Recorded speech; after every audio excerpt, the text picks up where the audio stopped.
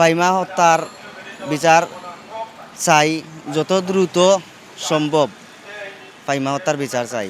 যদি ফাইমা হত্যার বিচার এখন না হয়, পরবর্তীতে দেখা যাবে যে এরকম ঘটনা আরও ঘটতেছে।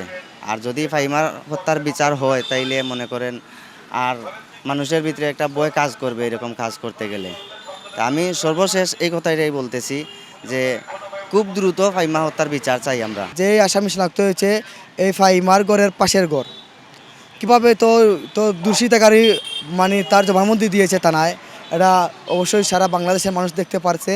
আমি অনুরোধ করব এই সিলেটের পক্ষ থেকে, এলাকাবাসীর পক্ষ থেকে, পরিবারের পক্ষ থেকে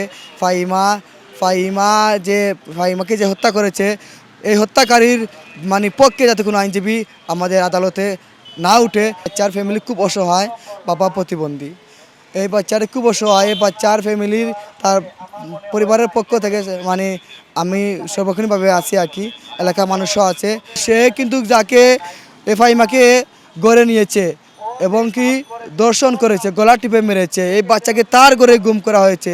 আমার ধারণা তার সাথে কে বা কারা আছে, একা তার দ্বারা সম্ভব নয়।